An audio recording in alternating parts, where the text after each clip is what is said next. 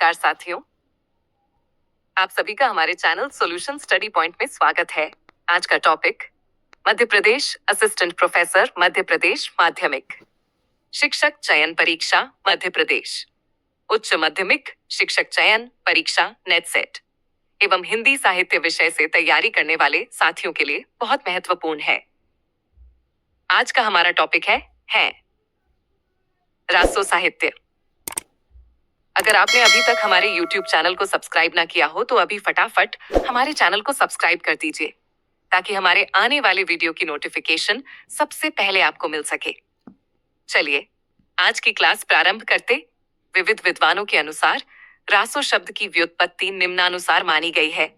आचार्य रामचंद्र शुक्ल के अनुसार रसायन शब्द से आचार्य शुक्ल ने बीसलदेव रासो रचना में उल्लेखित रसायन किन शब्द के आधार पर ही इसकी व्युत्पत्ति दर्शाई है।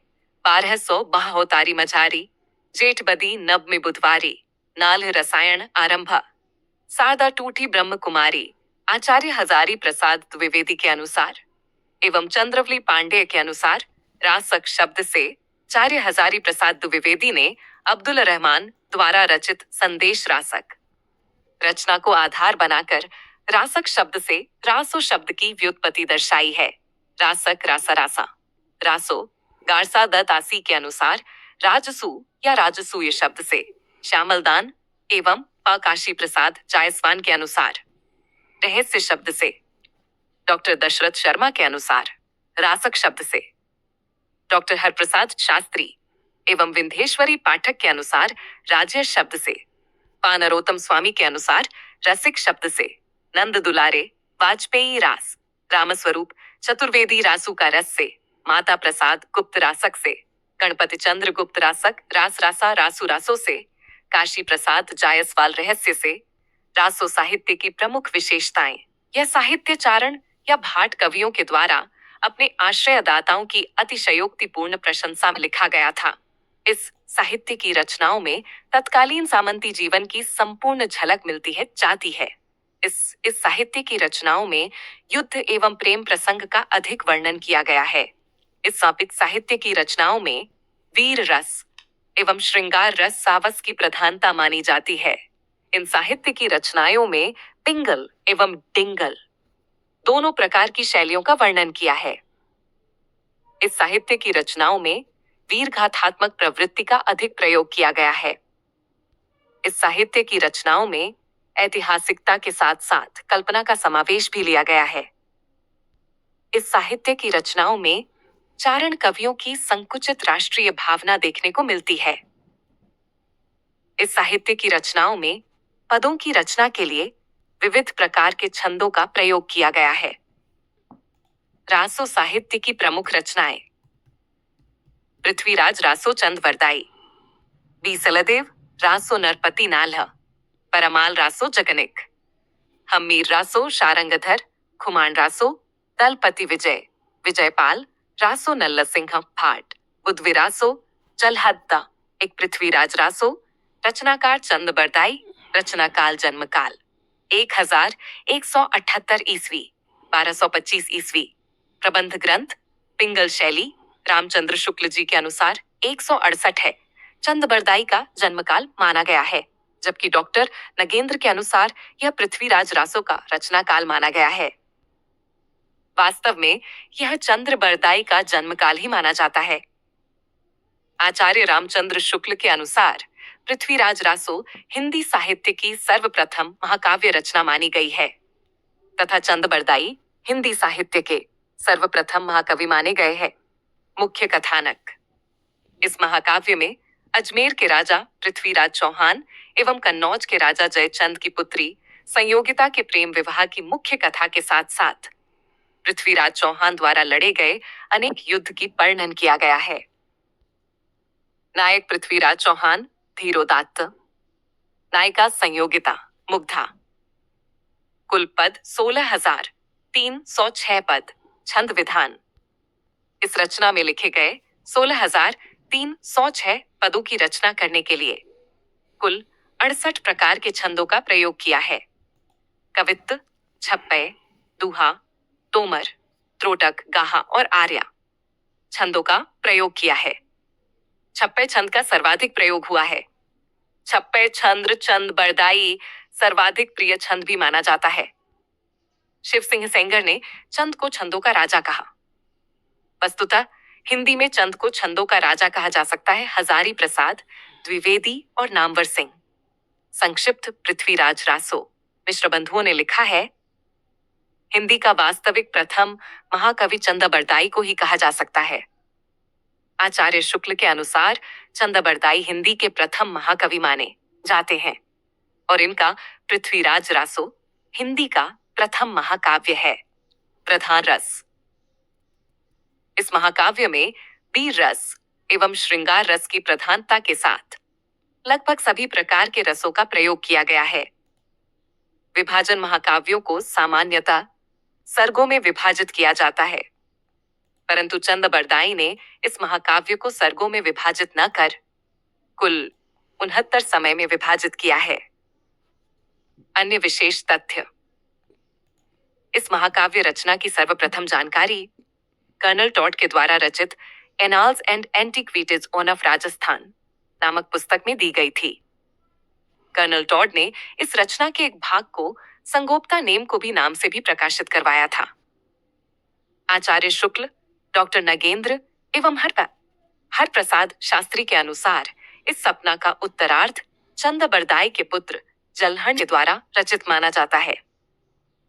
इस संबंध में पृथ्वीराज रासो में लिखित निम्नलिखित पद को प्रमाण स्वरूप प्रस्तुत किया गया है। पुस्तक जलहण हथ विचली गज्जन नृपकाज आचार्य हजारी प्रसाद द्विवेदी ने इस रचना को अर्ध प्रमाणित मानते हुए शुक-शुकी संवाद कहकर पुकारा है। डॉ नगेंद्र ने इस रचना को घटना कोश मात्र कहकर पुकारा है। बाबू गुलाब राय ने इस रचना को स्वाभाविक विकासशील महाकाव्य कहकर पुकारा है। बाबू श्याम सुंदर दास एवं उदय नारायण तिवारी ने इस घटना को विशाल वीर काव्य कहकर पुकारा है। रामस्वरूप। चतुर्वेदी पृथ्वीराज रासो हिंदी की अपनी महाकाव्य परंपरा की बड़ी उपयुक्त प्रस्तावना है। हिंदी का चरित्र पहली बार ही बड़े मोहक रूप में भाषा और संवेदना के दोनों स्तरों पर इसमें निखर कर आया है। बच्चन सिंह, यह एक राजनीतिक महाकाव्य है। दूसरे शब्दों में राजनीति की महाकाव्यात्मक त्रासदी है। इसमें रासो काव्य के चरित साथ साथ काव्य, कथा काव्य, आख्यायिका आदि के लक्षण भी दृष्टिगोचर होते हैं। इसका सबसे बड़ा समय कनवंज युद्ध है। इसे इस ग्रंथ का मूल कथानक भी माना जाता है। थाल जन्म एक थाल मरणेह कथन चरबरदाई एवं पृथ्वीराज चौहान के संबंध में कहाँ है। इस कथन के अनुसार ये दोनों मित्र माने गए हैं और इन दोनों का जन्म तथा मृत्यु एक ही दिन मानी जाती है। पृथ्वीराज रासो का रचना काल और मूल रूप सर्वाधिक विवादित है। पृथ्वीराज रासो का शुरुआती प्रकाशन सन 1965 ईस्वी में फर्रुखाबाद के चार्ल्स इलियट कलेक्टर ने कराया था। पृथ्वीराज रासो में यात्राओं के प्रमुख 3 हेतु हैं: मृगया, आखेट, विवाह, युद्ध, रण।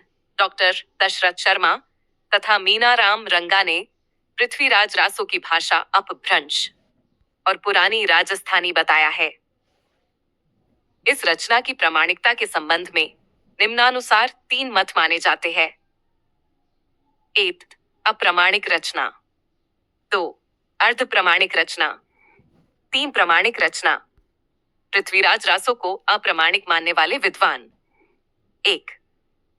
डॉक्टर बूलर। इनको 1975 ईस्वी में अपनी कश्मीर यात्रा के दौरान एक पुस्तक प्राप्त हुई थी, जिसके आधार पर उन्होंने पृथ्वीराज रासो रचना को सर्वप्रथम अप्रामाणिक घोषित किया था।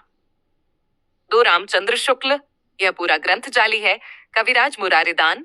4. श्यामल दास। 5. गौरी शंकर हीरानंद ओझा। 6. मुंशी देवी प्रसाद। पृथ्वीराज रासो को अर्ध प्रमाणिक मानने वाले विद्वान।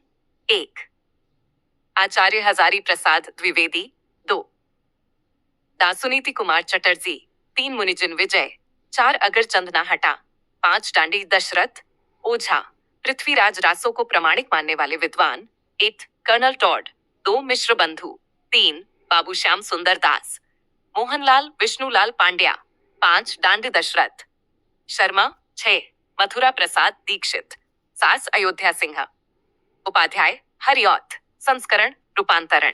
इस रचना की हस्तलिखित पांडुलिपियों के निम्नानुसार 4 संस्करण रूपांतरण प्राप्त होते हैं। एक बृहद रूपांतरण 69 समय 16,306 पद। इस रूपांतरण का सर्वोत्तम संपादन नागरी प्रचारणी सभा काशी के द्वारा करवाया गया था।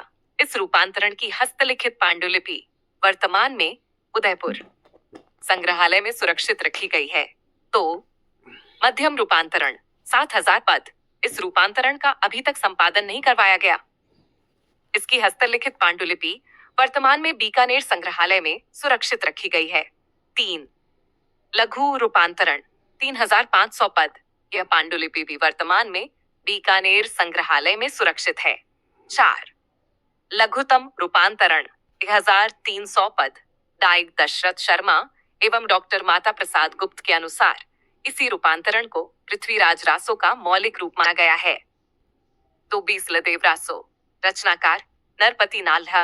रचनाकाल 1212 विकता सप्चाम ईजियो। इसके रचनाकाल के संबंध में आचार्य रामचंद्र शुक्ल ने इस रचना में लिखित निम्नलिखित पद को प्रमाण स्वरूप प्रस्तुत किया है। 1272 मजारी जेठबदी नवमी बुधवारी नाल्ह रसायन आरंभ शारदा टूठी ब्रह्म कुमारी मुख्य कथानक। इन रचना में अजमेर के चौहान राजा बीसलदेव तृतीय, विग्रहराज चतुर्थ तथा मालवा के राजा भोज परमार की पुत्री राजमती के विवाह, वियोग एवं पुनर्मिलन की कथा का वर्णन किया गया है। कुल पद 128। विभाजन खंड काव्य श्रेणी की इस रचना को निम्नानुसार 4 खंडों में विभाजित किया गया है। प्रथम खंड, इस खंड में बीसलदेव तृतीय एवं राजमती के विवाह का वर्णन किया गया है। द्वितीय खंड, इस खंड में रानी राजमती के किसी व्यंग्य से रुष्ट होकर राजा बीसलदेव के उद्दीसा चले जाने एवं वहां 12 महीने तक के प्रवास का वर्णन किया है। तृतीय खंड, रानी राजमती के वियोग का 12 मासा का वर्णन। चतुर्थ खंड, इस खंड में बीसलदेव एवं राजमती के पुनर्मिलन का वर्णन किया गया है। अन्य विशेष तथ्य, इस रचना में वियोग या विप्रलंब श्रृंगार रस की प्रधानता मानी जाती है। इस शैली में पिंगल शैली का अधिक प्रयोग किया गया है। हिंदी साहित्य में 12 मासा वियोग वर्णन की परंपरा इसी रचना से शुरू हुई मानी जाती है। इस रचना में साहित्यिक हिंदी भाषा का प्रयोग न होकर राजस्थानी, ब्रज एवं भाषा का सम्मिलित प्रयोग किया गया। 3 परमाल रासो। रचनाकार जगनिक। रचनाकाल 1230 के 1173। मुख्य कथानक। इस रचना में महोबा के चंद्र वंशीय राजा परमाल परमार्दी देव के आला एवं उदल नामक 2 सामंतों की वीरता का वर्णन किया गया है। कवि जगनिक राजा परमार्दी देव के आश्रित कवि माने जाते हैं। इस रचना के पद अपनी गेयता के लिए प्रसिद्ध माने जाते हैं। इसके पद आज भी उत्तर प्रदेश राज्यों में लोक गीतों के रूप में गाए जाते हैं। केंद्र बैसाबाधा मन जाता है। इसके पद वर्षा ऋतु में आषाढ़ व श्रावण मास में अधिक गाए जाते हैं। इसमें बुंदेली भाषा की बनाफरी बोली के शब्दों का प्रयोग किया गया है। हजारी प्रसाद द्विवेदी पृथ्वीराज रासो की तरह इस रचना को भी अर्ध प्रमाणिक रचना मानते हैं। इस रचना के पदों का सर्वप्रथम प्रकाशन 1965 के में फर्रुखाबाद यूपी के तत्कालीन कलेक्टर चार्ल्स इलियट के द्वारा आल्हा खंड के नाम से करवाया गया था। इस रचना को आल्हा खंड नाम से जाना जाता है। इस रचना का दूसरा प्रकाशन बाबू श्याम सुंदर दास के द्वारा नागरी प्रचारिणी सभा काशी के माध्यम से परमाल रासो के नाम से करवाया गया। 4 हम्मीर रासो। रचनाकार शान्यर्गधर। रचनाकाल 1414 की 1357 ईजीयू। इस रचना का मूल रूप वर्तमान में प्राप्त नहीं होता है। केवल प्राकृत पैंगलम रचना में कुछ पद प्राप्त हो जाते हैं। प्राकृत पैंगलम लक्ष्मीधर नामक विद्वान के द्वारा संकलित रचना है। इस रचना में इन्होंने शाडरगैर, विद्याधर, बब्बर एवं जज्जल इन 4 कवियों के द्वारा रचित पदों का संकलन किया है। आचार्य हजारी प्रसाद द्विवेदी ने इस रचना में प्रयुक्त हम्मीर शब्द अमीर का ही अपभ्रंश रूप माना है। इस रचना में अपभ्रंश भाषा का ही अधिक प्रयोग किया गया है। आचार्य रामचंद्र शुक्ल के अनुसार यह रचना अपभ्रंश भाषा काव्य परंपरा की सबसे अंतिम रचना मानी गई है। खुमाण रासो, लेखक दलपति विजय, रचना काल 9वीं शताब्दी, आशीष शुक्ल, चित्तौड़। नरेश खुमाण की वीरता, बगदाद के खलीफा अलमामू से युद्ध विजय का वर्णन किया गया है। मेवाड़ के परवर्ती शासकों महाराणा प्रताप सिंह, राज सिंह का वर्णन है। इससे लगता है कि यह रचना विक्रम की 17वीं शती के आसपास की है, किंतु यह बाद में जोड़ा गया। यह 5000 छंदों का काव्य ग्रंथ है। आचार्य शुक्ल शिव सिंह सरोज के कथानुसार एक अज्ञात नामाभाट ने रचा, जिसमें श्री रामचंद्र से लेकर खुमान तक के युद्धों का वर्णन था। यह नहीं कहा जा सकता कि दलपत विजय असली खुमान रासों का रचयिता था अथवा उसके पिछले परिशिष्ट का। मिश्र बधुओं के अनुसार एवं राजस्थानी इतिहासकार मोतीलाल मेनारिया के अनुसार इसका रचना काल 17वीं शताब्दी माना गया है।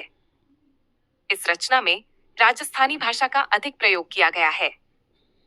इस रचना की हस्तलिखित पांडुलिपि वर्तमान में पूना संग्रहालय में सुरक्षित रखी गई। 6.